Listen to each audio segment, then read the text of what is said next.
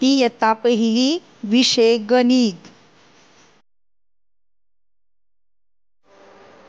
चला पाहूया तर ती पिंडाची ओळख। मी काही चित्र दाखवणार आहे आणि ती चित्र तुम्ही काय करायचे, मोजायची आहेत आणि मला सांगायची आहेत। आता पहा, इथं आहे काय आहे, बेडूक। बघा आता बेडूक मोजायचे आहेत, 1 2 3। कसे मोजले लक्षात आलं तर किती बेडूक आहेत, 3। हे कोणतं चित्र आहे सांगा पाहू। बरोबर, टोमॅटो। आता आपण टोमॅटो मोजायची आहेत। पहा, मोजूया, 1 2 3। बरोबर ना, किती टोमॅटो आहेत, 3। आता ही काय आहे रे, सायकल। तुम्हाला सायकल खेळायला आवडते ना, तर बघा सायकल किती आहेत, आता तुम्ही मोजायचे आहेत। सांगा पाहू किती आहेत। बरोबर, किती आहेत, 3। अरे येते की तुम्हाला सर्वांना, छान।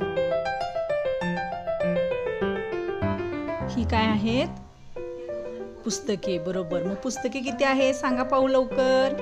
अरे वा, येते की किती आहेत पुस्तकं, 3 पुस्तके आहेत।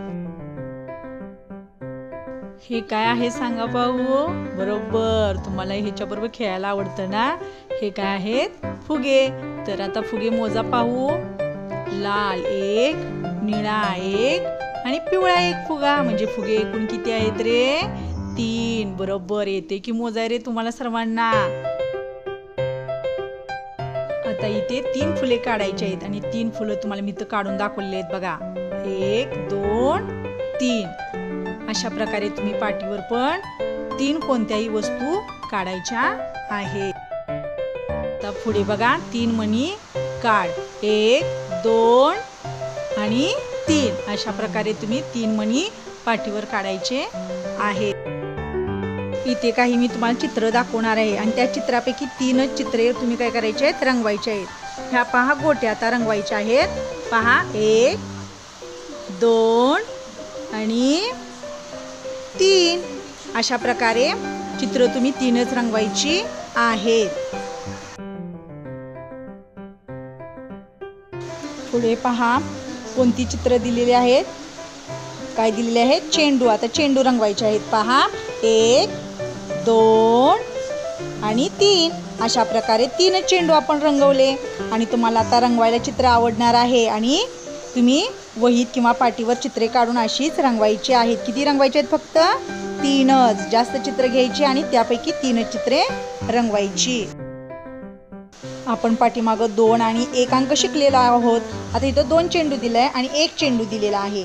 मग बघा, 2 मध्ये 1 चेंडू मिळवल्यानंतर चेंडू किती होतात बघा, 1 2 3 चेंडू होतात। म्हणजे 2 मध्ये 1 मिळवल्यानंतर 3 लिहायचं इथं मी दाखवलेलं आहे। पहा, नीट निरीक्षण करायचं आणि 3 याप्रमाणेच पाटीवर लिहायचं आणि 3चा सराव करायचा।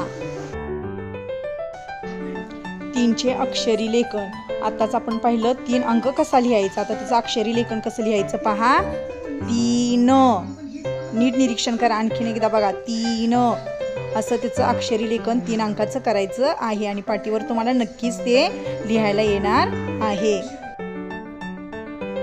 घरचा अभ्यास, 3 अंकाचे अंकी व अक्षरी लेखन करा। धन्यवाद।